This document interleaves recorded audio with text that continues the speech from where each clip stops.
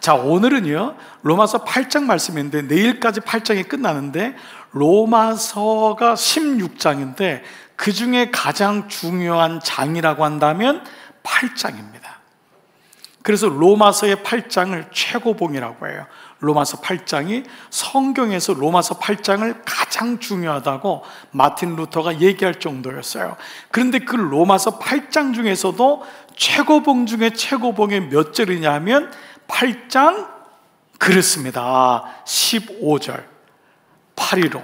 그래서 어떤 분이 하나님이 우리를 위해서 815를 주셨구나, 그 정도로 잊지 말라고. 8장 15절이 로마서 8장의 최고봉 중에 최고봉이에요. 그러면 이 8장 15절을 잊어버리면 될까요? 안 될까요? 안 됩니다. 여러분 자다가도 이 8장 15절은 벌떡 일어나서 암송하시고 다시 주무시기 바랍니다. 그 정도로 중요한 말씀이에요. 그럼 왜 이게 중요한지 한번 볼게요. 자, 8장 15절 한번 보겠습니다. 다 같이 시작. 너희는 다시 무서워하는 종의 영을 받지 아니하고 양자의 영을 받았으므로 우리가 아빠 아버지라고 부르짖느니라. 세 가지예요. 첫 번째, 너희가 무서워하는, 다시는 뭐냐면 이전에도 그랬다는 거죠. 우리가 무서워하는 종. 예수님을 믿지만은 좀 찝찝하니까 교회 나오고, 이거 안 하면 안 날 것 같고, 주일날 교회 안 가면 좀 그래도 가는 게 낫지, 이 정도의 차원이라면 만약 우리는 하나님과 우리 사이가 종의 관계라는 거예요. 종은 두려움으로 믿잖아요. 이거를 종교라고 합니다. 또 우리는 생명이잖아요. 예수가 종교가 아니고 생명인 사람은 양자의 영이에요. 무서워하는 종의 영이 아니라 양자의 영은 영어로 sonship이라고 하는데 아들의 영입니다.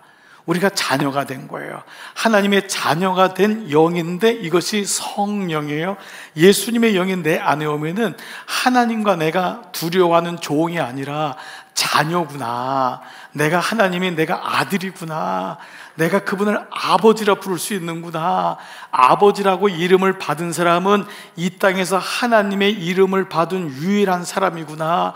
내가 아버지 역할 잘 해야 되겠구나. 정말 아버지란 이름이 너무 놀랍구나. 그런데 그 양자의 영을 받았는데 그 다음에요, 우리가 아버지를 아빠 아버지라고, 멀리는 아버님이 아니라 아빠라고, 하나님을 아빠라고 부르는 거예요. 저는 이 말씀이 너무 다가와요. 저는 아빠를 아빠라고 불러본 적이 없어요. 옛날이어서도 그렇겠지만, 옛날은 또 아빠라고도 안 불렀지만 안 부른 가정만 있는 건 아니더라고요. 제 친구 중에는 아버지를 아빠라고 부른 아이가 있더라고요. 근데 그 당시에는 보편적으로 아빠라고 부르질 않았어요. 그리고 아빠를 얼굴을 봐야지 뭐 아빠라고 하잖아요. 이분이 한 달에 한 번 들어오시니까 아빠라고 부를 수가 있나? 너무 어렵고 무서우니까 매일마다 때리시기나 하고 술 드시고, 그러니까 자기 마음대로 하니까 아빠가 안 되는 거예요. 근데 하나님이 저에게 아빠래요. 저는 이게 제일 감격스러웠어요. 예수님 믿으면서 제일 감격스러웠어요. 그래서 그 초등학교 때 선생님에게 하나님을 뭐라고 했냐 그랬더니 하나님을 아버지란다. 자녀가 너의 아버지란다. 그래서 제가 그 아버지는 집에 계신데요 라고 했더니 그 아버지는 진짜가 아니고 하나님이 진짜란다. 선생님이 그 얘기를 하는데요, 안도가 되는 건 너무 좋은 거예요. 그 아버지가 진짜가 아니라는 게. 그 아버지가 진짜라면 우리 엄마를 그렇게 때릴 리가 없어. 그 아버지가 진짜라면 그렇게 도박하고 그렇게 술 취하고 그럴 리가 없어. 선생님이 설명해 주더라고요. 그 아버지는 잠시 너를 낳아주고 길렀지만은 너의 영원한 아버지가 아니란다. 이제 너가 진짜 아버지를 만난 거다. 그때 저는 제 아버지를 의지하지 않기로 했어요. 하나님이 내 아버지구나 깨달아지기 시작한 거예요. 오늘 이 말씀이 왜 로마서 8장 15절이 최고봉 중에 최고봉인가? 여러분, 이 은혜가 여러분에게 있기를 축복합니다. 그런데 이 은혜가 임하고 나니까 16절에 뭐라고 했냐면 이렇게 나와 있어요. 너희는 다시 성령이 친히 우리의 영, 내 안에 다 영이 있잖아요. 우린 짐승이 아니에요. 짐승은 혼만 있다고 해요. 사람에게 영이 있는데 그 영에게 하나님의 성령이 오니까 우리가 하나님의 자녀인 것을 깨닫게 하는 거예요. 내가 버려진 존재가 아니구나, 홀로 사는 존재가 아니구나, 나 혼자 살다 지쳐 쓰러지는 존재가 아니구나, 그 하나님이 나의 아버지라는 것을 성령이 계속해서 내 안에서 컨펌을 해주시는 거예요. 증거를 해주시는 거예요. 그 다음에 그 힘을 가지고 주님 나라 갈 때까지 싸울 수 있는 힘을 주시는데, 고난을 이길 수 있는, 그것이 바로 6절, 7절이에요. 자, 다음 절 보세요. 자녀이면, 하나님의 자녀가 되면 하나님의 기업을 얻는 상속자잖아요. 그렇죠? 그 상속자요, 그리스도와 함께한 상속자니 우리가 그와 함께 영광을 받기 위하여 그의 기업을 누리고 이 땅에서는 구원을 받고 죽은 후에는 천국을 가기 위하여, 그 다음에 9절이 뭐냐 하면 고난도 함께 받을 것이니라. 그래서 지금의 고난은 장차 올 고난에 비하면 아무것도 아니다. 너희가 그 어려움을 이길 수 있는 힘을 주시는 것도 성령님이다. 예, 우리가 주님을 믿게 되는 것도 성령님이시고, 그 성령님의 은혜로 우리가 천국까지 갈 수 있는 그 은혜를 경험한다, 이 말씀을 주시고 있는 것입니다. 그러면서 이제 오늘 말씀은요, 그 성령을 너희가 알았으면, 성령이 너희 안에 내주하시면은 그분이 어떤 역할을 하느냐, 세 가지 역할을 하십니다. 자, 이 말씀을 이미 여러분이 알고 있는 분은 이미 여러분 안에서 성령께서 세 가지 역할을 하셨어요. 근데 여러분이 모르고 있는 분은, 그래서 그렇게 내가 이렇게 왔구나라는 걸 알게 될 것이고, 또 말씀을 전혀 모르는 분은 성령이란 분이 이런 분이고 내 삶에서 이렇게 역사하구나, 기대를 갖고 여러분이 동행하시면 될 거예요. 성령께서 내 안에 계시면 그분이 하시는 게 세 가지예요. 물론 첫 번째, 아까는 그분의 내가 자녀가 되는 분명한 그 이제 정체성이 되면서 내가 하나님이 나의 아버지로 내가 부르게 되고 나는 자녀가 되었잖아요. 그런 가운데 첫 번째가 뭐냐면, 성령은 우리의 연약함을 도우세요. 오늘 8장 26절 말씀, 이와 같이 성령도 우리의 연약함을 도우시나니. 이와 같이란 말은 앞에서의 말씀이에요. 앞에서 하나님이 예수 그리스도를 통하여 너희에게 이러한 구원의 길을 여셨는데, 그 예수님은 2000년 전에 육체를 가지고 오신 분이잖아요. 그래서 예수님이 내가 올라가는 것이 너희를 위하여 낫다, 그래야지 보혜사 성령이 와서 시간과 공간을 초월하여 모든 사람에게 예수님의 영이 임하는 게 성령이잖아요. 그래서 앞에 이와 같이라는 것은 너희가 하나님이 이같이 너희에게 구원을 베푸신 것처럼 이와 같이 성령께서 너희의 연약함을 도우신다. 이게 첫 번째입니다. 성령이 하시는 게 뭐냐? 우리의 연약함을 도우신다. 여기 돕는다는 말의 원어의 의미는 뭐냐면요, 손을 붙잡는다라는 의미가 있습니다. 그래서 이 관주 성경의 한 곳에 보니까 이렇게 표현이 됐어요. 기다리다 지치는 순간에, 우리가 이럴 때 많잖아요. 기다리다 지치는 순간, 그 순간에 하나님의 영이 나의 손을 잡으십니다. 그분이 나의 손을 붙잡는 거예요. 너는 혼자가 아니다, 내가 너를 붙잡고 있다. 그분이 나를 도우시는 거예요. 자, 그런데 그분이 나를 돕는다는 것은 전제가 필요합니다. 자, 성령님 입장에서 보면은 성령님의 역할은 뭐죠? 그분은 나를 돕는 분이죠. 그러면 내 입장에서 나의 역할은 뭐죠? 도움을 받아야 되는 거예요. 자, 다시요. 성령님의 역할은 뭐죠? 돕는 분이에요. 그러면 내 역할은 뭐죠? 도움을 받는 거예요. 이게 아주 굉장히 중요한 원리입니다. 여러분, 즉 인생은요, 도움을 받아야 돼요. 사람의 도움도 마찬가지지만 무엇보다 하나님의 도움 없이는 살 수 없는 것을 깨닫는 것이 인생이라고요. 근데 이걸 언제 깨닫냐 하면 힘이 떨어지고 나이가 들고 그때 깨달을 때가 많아요. 물론 하나님의 은혜로 좀 성숙해서 깨달을 때가 많지만은 이거를 빨리 깨달을 수 있다면 정말 은혜예요. 저는 젊었을 때 하나님의 은혜로 사는 존재구나, 내가 이거를 깨달을 수 있다면 이것처럼 은혜가 얼마나 귀할까요?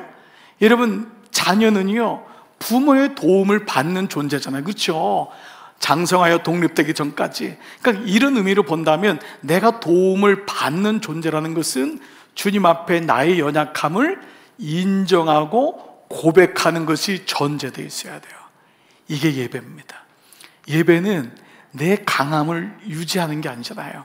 그래서 제가 늘 말씀드리는 게, 성령은 뭐죠? 성령이 오면은 약함이 발견된다고요. 아, 내가 이렇게 약한 존재구나. 성령이 오면 약함이 유지가 되는 거예요. 근데 그때 할 수 있는 힘도 그때 주신다고요. 내가 못해요. 그때 주님이 또 힘도 주시고. 그러니까 첫 번째로는 성령은 나의 연약함을 도우시게 되고, 두 번째 하시는 역할이 뭐냐 하면 성령은 우리를 위해 간구하신다 그래요. 26절에 보면은요, 이거 놀라운 말씀이에요. 우리는 마땅히 기도할 바를 알지 못하나 오직 성령이 말할 수 없는 탄식으로 우리를 위하여 친히 간구하시느니라. 여러분, 이 말씀을 가만히 보세요. 우리가 무언가 기도의 제목을 가지고 기도하지만은 사실은 뭐를 기도해야 될지 모를 때가 많아요. 제가 아까 여러분에게 제 아이에 대한 기도 제목을 다시 쓰면서 느꼈던 게 뭐냐면, 제가 난 아이인데 기도 제목을 모를까요? 그런데 모르고 있더라고요. 몰라요 사실이에요. 마땅히 무엇을 위해 기도해야 될지 몰라요. 때로 저도요, 기도할 때 우리 교회 위에서 담임 목사하면 기도할 게 얼마나 분명하지 않아요? 근데 마땅히 기도할 분을 모를 때가 많아요. 근데 그때 잠시 주님 앞에 머물러 있고 성령의 도움을 구하게 될 때, 그때 성령께서 기도의 제목을 주세요. 알려주세요. 그분이 얼마나 어려운지가 보여주세요. 그 마음이 읽어져요.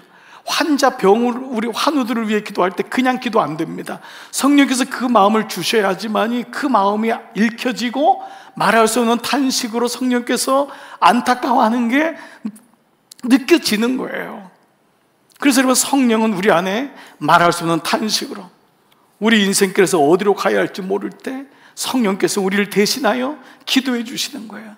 여러분, 다윗도요, 인생에 너무 어려운 길이 많았는데 그는 이것을 기가 막힐 웅덩이와 수렁이라고 했어요. 시편 말씀 보시면요, 40편 2절, 나를 기가 막힐 웅덩이와 수렁에서.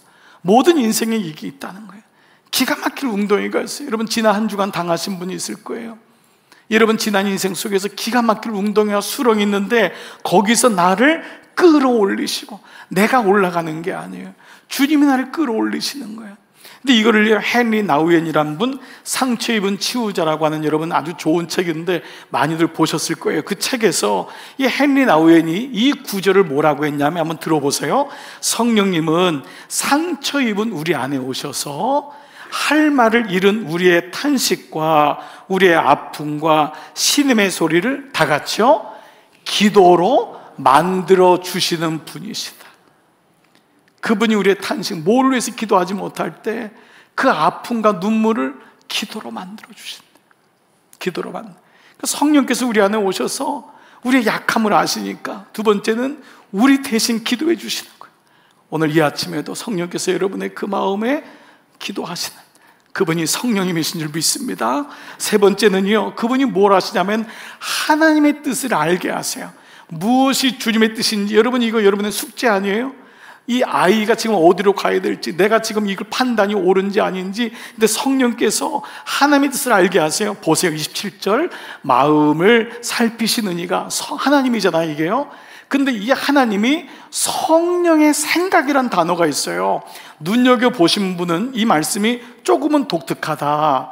성령의 생각이 있다니? 그러면 하나님의 생각과 성령의 생각 다른 건 아니잖아요. 하나님 마음을 감찰하시는, 우리의 생각을 감찰하시는 분이 성령의 생각을 아시나니 이는 성령이 하나님의 뜻대로 성도를 위하여 간구하신다. 이게 어떤 의미라냐? 우리 번역으로는 좀 너무 어려운데, 성령의 생각이잖아요. 하나님의 생각이잖아요. 그 생각이 우리로 하여금 하나님의 뜻대로 생각하도록 도우신다는 거예요.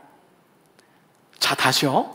하나님의 성령의 생각이 우리 안에 오셔서 우리로 하여금 하나님의 뜻대로 생각할 수 있도록 돕는다. 왜 그러냐면, 생각이란 단어가 헬라어로 프로네마란 단어인데요, 프로네마는 생각이란 단어로는 규정하기가 어려워요. 이게 가장 정확한 번역인데 생각의 성향이에요. 즉 성령이 우리 생각의 성향을 알기 때문에. 자, 이해되시죠? 우리 생각의 성향이 뭐죠? 좌절하고 무너지고 아침하고 저녁이 다르고 너무 힘들고. 제가 지난 몇 달 전에 한번 막 기도하다가 한번 이런 적이 있어요. 여러분, 죽지 마세요. 죽지 마세요. 그때는 왜 제가 거기 마음에 성령께서 그 마음 주셨는지, 죽으면 안 돼, 자살하면 안 돼, 죽지 마세요 라고 했는데, 좀 며칠 그 주간 지난 다음에 몇 분들에게 피드백이 올라왔는데 정말 죽고 싶었던 분이 있었대요. 정말 죽고 싶은 분이, 마음속에 다 포기하고 죽고 싶은 분이 있었다는 거예요. 우리 마음의 성향이 이러합니다. 우리의 마음의 성향은 창조적이 아니에요. 우리 마음의 성향은 긍정적이 아니에요. 날마다 낙심하고 낙담하고 주변만 보면 그만두고 싶고 포기하고 싶고, 그런데 우리가 여기까지 온 거거든요. 그런데 그 성령이 우리 마음의 성향, 프로 내 말을 아시고 하나님의 뜻대로 우리의 생각을 지켜주신다는 거예요. 그래서 잠언서 말씀이 뭐죠? 물은 내 마음을 지키라. 이게 너무 중요하잖아요.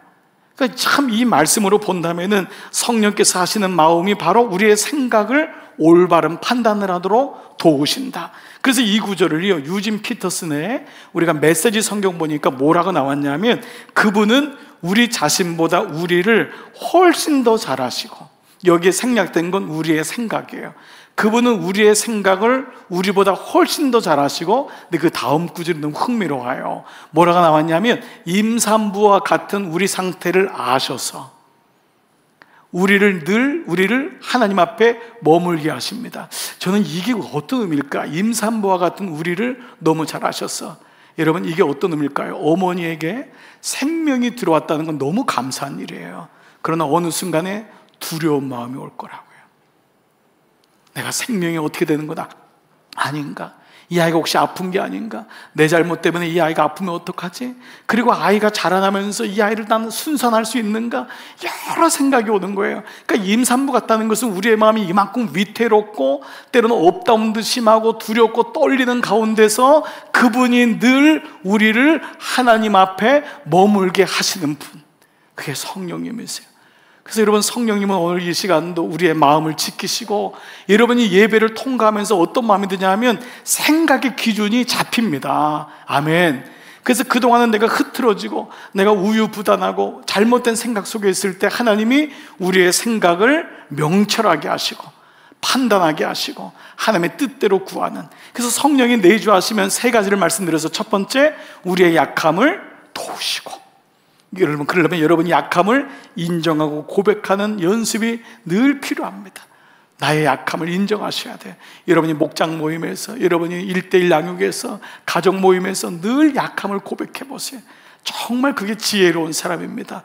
그리고 그분이 나를 위해서 친히 간구하시고, 그분이 주님의 뜻대로 내가 올바른 판단을 할 수 있도록 지혜를, 은혜를 주신다라는 것입니다. 자, 이러한 가운데 이 놀라운 하나님의 성령의 은혜가 어떻게 확증되냐, 하나님의 의지가 어떻게 되느냐가 28절이에요. 28절 한번 볼게요. 우리가 알거니와. 근데 여러분, 28절에 우리가 알거니와는 뭐냐 하면 내가 이제 확신한단 말이에요. I know that. 내가 이제 알았단 말이에요. 그럼 아까 26절에 우리가 마땅히 빌 바를 알지 못하나라 했죠. 그렇죠? 우리가 뭘 기도할지 못하는데 성령께서 오신 거예요. 오셔서 나를 위해 친히 간구하고 성령을 통하여 내가 사니까 하나님의 깊으신 뜻이 무엇인지를 알게 된 다음에 이제는 I know that. 내가 알았다라는 거예요. 내가 알았다. 그러니까 성령께서 오시니까 내가 그냥 확신이 생긴 거예요. 이제 알았다라는 거예요. 그 말씀이 뭐냐? 하나님을 사랑하는 자, 곧 그의 뜻대로 부르심을 입은 자들에게는 모든 것이 합력하여 선을 이루느니라. 자, 그런데 여러분, 이 말씀은요, 우리의 고백이 아니에요. 먼저요, 이건 누가 고백한 거냐면 하나님이 고백한 거예요. 뭐냐면 하나님이 우리를 향한 성령 안에 있는, 성령과 교제하고 하나님의 사랑을 알고 있는 그들을 향한 나의 구원, 나의 계획을 포기하지 않겠다고 하는 하나님의 의지적인 메시지예요. 자, 이 말씀의 원어로 제가 잠깐만 여러분 한번 들려드릴게요. 주어를 찾아보세요. 이 지금 읽었던 메시지는 주어가 찾기 어려운데, 원래 원어적으로는요, 하나님을 사랑하는 자에게, 하나님을 사랑하는 자가 조건이에요. 이른 성령이 어떤 분인지를 알고 성령께 자기의 약함을 고백하고 도움을 받고 성령이 말할 수 없는 탄식으로 늘 안에서 기도하고 성령의 뜻대로 옳은 판단을 하기를 원하는, 성령과 늘 동행하는 자가 하나님을 사랑하는 자에게 하나님은 당신의 모든 것을 사용하셔서 선을 이루고야 마신다. 하나님이 선을 이루시겠다고 하는 하나님의 구원의 강력한 의지가 나온 것이 이 말씀이에요. 즉, 너의 인생이 너 게 아니라 너는 내 거다. 내가 너를 인도할 거다. 너의 열심보다 나의 열심이 훨씬 크다. 예를 들면 여러분들이 오늘 사모하는 마음으로 나 오늘 예배 은혜 받아야지, 그 마음보다 은혜를 주시고자 하시는 하나님의 은혜가 훨씬 크다는 거예요. 사실 여러분, 오늘 설교 제목은요, 여러분 중에 이 설교 제목이 좀 잘못 나온 게 아닌가, 이런 분들이 좀 여러 분이 있어가지고 사무실에도 이거 고치라고 이런 분이 있을 정도로, 그리고 사무 집사님, 권사님도 잘못 쓸 정도였어요. 그 제목이 뭐냐 하면 니는 혼자가 아니다. 경상도 말, 니는 혼자가 아니다. 이 제목은요, 저에게 오셔서 한번 제가 우리 강단에서 한번 소개를 잠깐 인사를 하게 했던 심재훈 장로님이라고 원로 장로님이 계세요. 제가 20여 년 전에 함께 믿음 생활 섬겼던 교회 장로님이셨어요. 지금 88세신데 처음 그 장로님 뵀을 때 60대 후반이셨어요. 이 장로님은 한국에서 경북의대를 졸업하시고 의사 이제 됐죠. 그래서 미국 가서 또 공부하고 미국에서 개업을 하셨어요.